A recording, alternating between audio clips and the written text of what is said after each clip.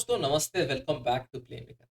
भाई, जब भी ग्रास रूट और डेवलपमेंट की बात होती है ना, तो भाई सबसे अव्वल नाम आता है जापान का। अगर आप यूट्यूब पे बैठो या फिर आप ट्विच पे बैठो, जब भी आप डेवलपमेंट की बात करोगे, हर आदमी आके स्पैम करेगा, भाई हम लोग जापान का मॉडल क्यों नहीं इस्तेमाल करते, जापान के जैसा हम लोग क्यों इंडिया में इम्प्लीमेंट नहीं कर पाते। तो यहाँ पे एक 8 टॉकिंग पॉइंट्स है जहाँ पे मैं बात करूंगा, क्योंकि जापान का जो स्ट्रक्चर है वो एक डिफरेंट लेवल का स्ट्रक्चर है। हाँ, हम लोग इम्प्लीमेंट कर सकते हैं, थोड़ा सा डिफिकल्ट होगा but surely we can do that. But जो 8 टॉकिंग पॉइंट्स मैं आज इस वीडियो में बताऊंगा आपको, ये बहुत इंपॉर्टेंट है अगर आपको ये स्ट्रक्चर इंप्लीमेंट करना है इंडिया में। तो वीडियो को अंत तक देखना भाई, बहुत मजेदार ये वीडियो होने वाला है, बहुत इन्फॉर्मेटिव ये वीडियो होने वाला है। एंड अगर आपको ये वीडियो पसंद आएगा तो जरूर लाइक, सब्सक्राइब एंड शेयर करना मत भूलना। तो लेट्स गेट स्टार्टेड। बात करते हैं भाई, वो क्या 8 टॉकिंग पॉइंट्स है यहाँ पे जापान के। तो भाई सबसे बड़ा, सबसे पहला एंड सबसे इंपॉर्टेंट पॉइंट होता है यहाँ पे किसी भी कंट्री के लिए, नॉट ओनली जापान, किसी भी कंट्री के लिए, वो होता है इंफ्रास्ट्रक्चर एंड प्रॉपर इन्वेस्टमेंट। तो भाई देखो, जापान ने जो इतना ज्यादा इन्वेस्ट किया ना भाई डेवलप करने के लिए एक मॉडर्न फुटबॉल टाइप में इंफ्रास्ट्रक्चर, एंड हो सकता है यार वो स्टेट ऑफ आर्ट फैसिलिटीज, जो ट्रेनिंग फैसिलिटीज होती है उसको डेवलपमेंट करने के लिए स्टेडियम्स हो गए, उसके बाद अकेडमीज हो गई। एंड ये सब जो चीजें में उन्होंने इन्वेस्ट किया ना, इसके वजह से क्या हो गया, जो प्लेयर का डेवलपमेंट था वो एक सॉलिड फाउंडेशन पकड़ लिया। हर एकेडमी में भाई top state of art facilities है उनके पास में। And not only football man, यहाँ पे हर चीज में देखो आप, उनके पास टॉप क्वालिटी के स्टेट ऑफ आर्ट फैसिलिटीज हैं। तो इससे क्या हो रहा है, प्लेयर की ग्रोथ ऑटोमेटिकली हो रही है। जो पेरेंट्स हैं अपने बच्चों को लाके भाई यहाँ पे छोड़ जा रहे हैं, क्योंकि उनका वहाँ पे जो फैसिलिटीज देख के ही भाई बोल रहे हैं कि भाई ये तो बढ़िया होगा, इनके मतलब टॉप क्लास एकेडमीज होंगे। तो वो वाला सीन है। तो हर जेली क्लब हो या फिर प्राइवेट जो एकेडमीज है, वो उन्होंने सब ने भाई बहुत ज्यादा इन्वेस्टमेंट किया है। And that's why you can see the proper infrastructure in Japan is seriously very high quality. उसके बाद भाई जो उनकी प्रोफेशनल लीग है, जो एक फाउंडेशन उन्होंने डाला भाई जे लीग का, इट वाज बैक इन 1993 जब वो एशिया कप के चैंपियंस हुए। सडनली भाई वहां पे इन्वेस्टमेंट आना स्टार्ट हुआ। तो मैं यहाँ पे एक छोटा सा एग्जांपल देता हूँ। देखो, जब तक आप कॉन्टिनेंटल लेवल पे कुछ नहीं कर रहे ना, तभी तक प्रॉपर इन्वेस्टमेंट नहीं आएगा। जब तक आप not only FC Asian cup, मैंने यहाँ पे मर्डेगा कप, किंग्स कप जैसे और भी कप्स है जिसको हमको जीतना पड़ेगा अगर एक प्रॉपर इन्वेस्टमेंट लाना है। तो भाई जैसे ही एशियन कप जापान जीत जाती है 1992 में, 1993 में एक प्रॉपर जे लीग एस्टैब्लिश करते हैं जापानीज एफए। तो यहाँ पे भाई जो डोमेस्टिक लीग है 1993 से लेके अब तक इतना कंसिस्टेंटली क्या बोल सकते हैं, एक बार रेस किया भाई, हर साल चेंज होती रही, हर साल चेंज होती रही, हर साल इंप्रूवमेंट रहा उसमें, हर साल इंप्रूवमेंट रहा। तो भाई ऐसा हमको भी करना पड़ेगा हमारे लीग्स को लेके। जो आईएसएल है, आई लीग है, आई लीग 2 है, इसको कंसिस्टेंटली चेंज होना पड़ेगा। मतलब चेंज का मतलब क्या है, इंप्रूव होना पड़ेगा।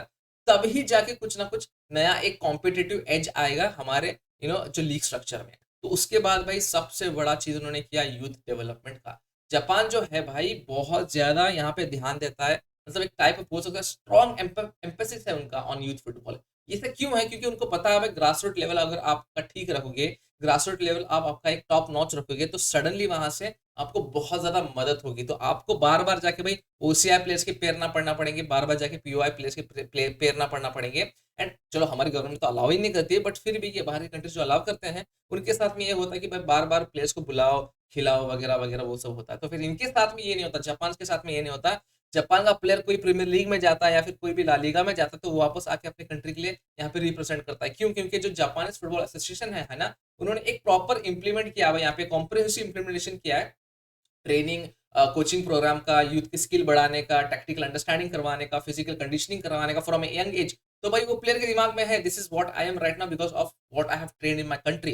तो भाई जाके मैं कंट्री के लिए खेलूं, मैं वो एक होती है दिल में तमन्ना। तो वो अपने जापान वाले प्लेयर्स कर देते हैं। That's why you see Japanese player जो है बहुत ही ज्यादा हेल्दी होते हैं, बहुत ही ज्यादा देशभक्त टाइप में होते हैं। They always turn around for Japan. जब भी जापान बुलाती है भाई, कभी भी कोई मैच या ट्रेनिंग मिस नहीं करता, जो कि आप हम लोग यूरोप में बहुत ज्यादा देखते हैं। तो भाई यहाँ पे जो फॉरेन कोचेस का इन्फ्लुएंस है बहुत ही बड़ा आ रहा है, क्योंकि देखो यार, जापान जो है फॉरेन कोचेस को ऑलवेज फ्रॉम द 1993 तब से इन्वॉल्व करते आ रही है, आज तक इन्वॉल्व कर रही है, उनके फिलोसॉफीज को इंप्लीमेंट कर रही है, नए ट्रेनिंग मैटर्स को इंप्लीमेंट कर रही है, टैक्टिकल अप्रोचेस ला रही है। जो यूरोप में हो रहा है वही जापान में हो रहा है। ट्रेनिंग प्रोग्राम्स यहाँ पे लाते हैं, एक्सचेंज प्रोग्राम्स लाते हैं कोचेस के लिए, अपने खुद के कोचेस के लिए, अपने खुद के कोचेस को यूरोप भेजते हैं to have that exposure, not only the players but also the coaches. They go on exposure tours and learn new methods, learn new training regimes. वो आके यहाँ पे भाई जापानी स्कूल में इंप्लीमेंट करते हैं। तो भाई उसके बाद में है सबसे बड़ी बात, जो कि सीरियसली आप भी देख सकते हो, ये एग्जांपल जो मैं अभी दूंगा, इंटरनेशनल एक्सपीरियंसेस, मतलब exposure trips for the youth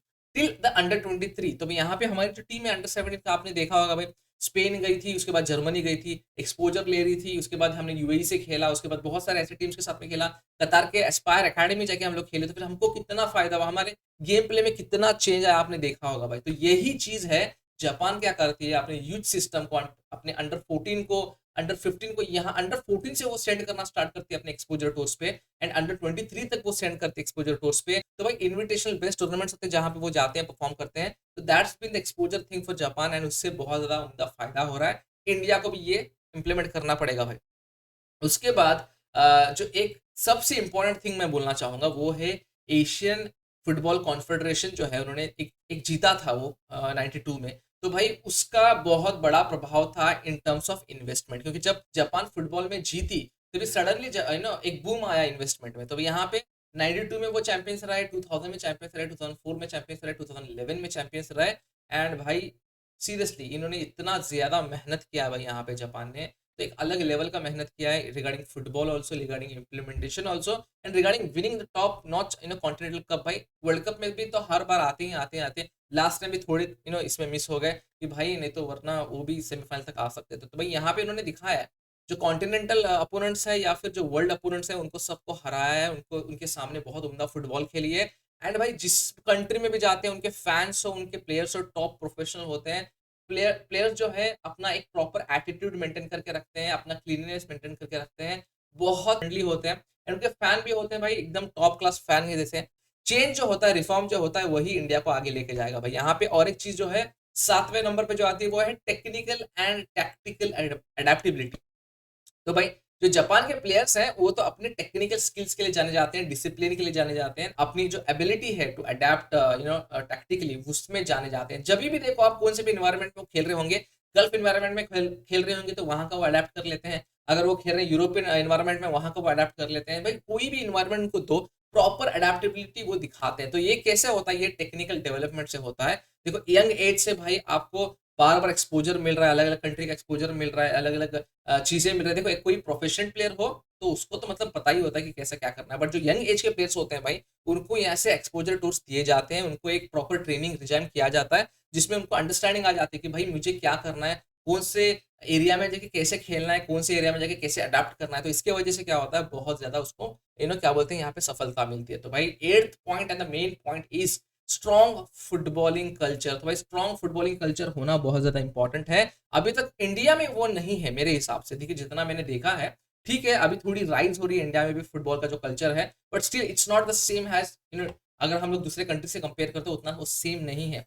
तो भाई देखो जापान में जो है बहुत ज्यादा सिग्निफिकेंट पॉपुलरिटी मिल चुकी है फुटबॉल को, एक अलग लेवल की, मतलब अब देखो यार पैशनेट फैंस उनके, मतलब पागल फैंस एकदम। देखो not only the international matches but also the J league club जब खेलते हैं, तो भाई 40 से 50 हजार जो फैन है वो ग्राउंड में मौजूद होते हैं। आपने देखा होगा भाई चैंपियंस लीग में अल हिलाल के अगेंस्ट भाई कैसा खेला था, साइथामा स्टेडियम जो था जापान का फुल फील्ड था, उसके ऊपर से जो चैंट्स आ रहे थे भाई 90 मिनट्स तक उन्होंने इलेक्ट्रीफाइंग एटमोस्फियर बना के रखा था। तो भाई ये बहुत ज्यादा इंपॉर्टेंट होता है, मीडिया कवरेज एकदम उम्दा मीडिया कवरेज उनको मिल रहा है।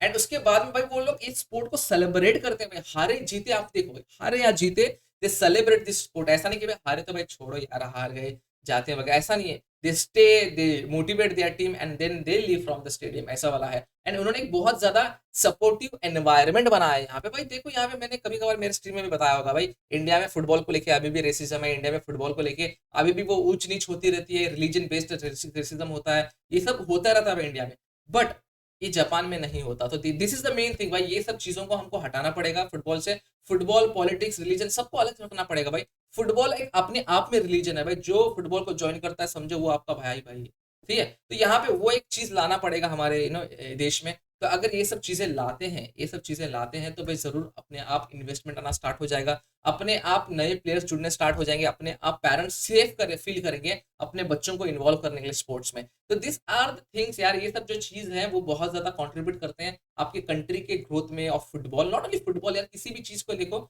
ये जो 8 पॉइंट्स मैंने आज बताए यहाँ पे, अगर आप किसी भी चीज में इसको इंप्लीमेंट करोगे तो मेरे हिसाब से वो ऑटोमेटिकली ग्रो होता रहेगा। तो दोस्तों ये थे main talking points, main 8 talking points थे। क्या आपको लगता है कि भाई इसमें मैंने कुछ मिस किया है, या फिर क्या आपको लगता है कि भाई इंडिया ये इम्प्लीमेंट कर देगा इन फ्यूचर?